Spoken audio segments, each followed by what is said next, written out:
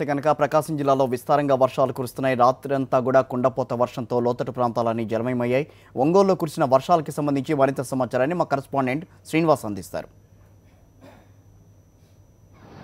అల్పపీడన ప్రభావంతో ప్రకాశం జిల్లాలో విస్తారంగా వర్షాలు కురుస్తున్నాయి. ఒంగోలులో నిన్న 7 గంటల నుంచి సాయంత్రం 7 గంటల నుంచి ఈరోజు మార్నింగ్ 6 o'clock వరకు భారీగా వర్షాలు కురిసిన పరిస్థితి.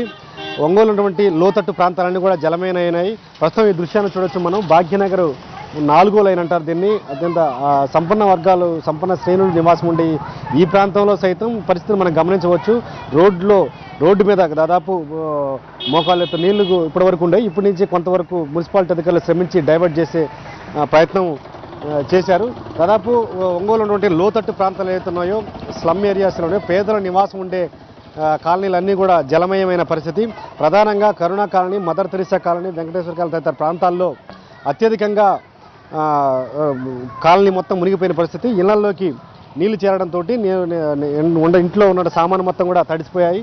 దాదాపు కరుణా కాలనీ పరిస్థితి అయితే అత్యంత దయనీయంగా ఉంది. అందులో ఎప్పటి నుంచి ఉన్నటువంటి చిల్ల చెట్లు ఉన్నటువంటి పాములు కూడా ఇళ్లలోకి వచ్చి సంచరిస్తున్న పరిస్థితిని మనం చూడొచ్చు. అయితే మున్సిపాలిటీ అధికారులు ప్రధానంగా మెయిన్ రోడ్ల మీదనే ఇప్పటివరకు కాన్సన్ట్రేషన్ పెట్టిన పరిస్థితి ఉంది. కానీ స్లమ్ ఏరియాలో ఏదైతే ఉందో పేదలు నివాసం ఉంటున్నారో ఆ ప్రాంతాల్లో మాత్రం ఇప్పటివరకు డ్రైనేజ్ సిస్టమ్ని మెరుగుపరిచిన దాఖలాలు లేవు.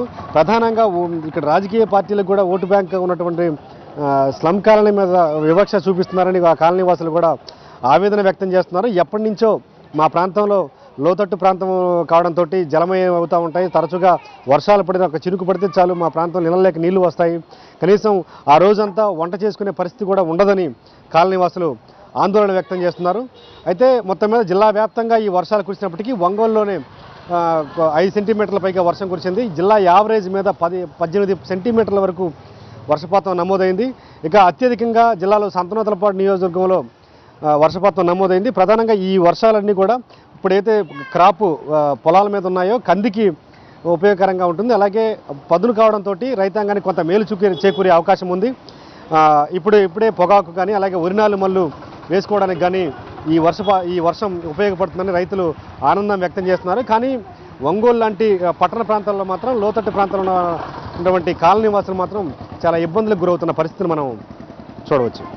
వీడియో జర్నలిస్ట్ భట్టుతో శ్రీనివాస్, సాక్షి టీవీ, ఒంగోలు.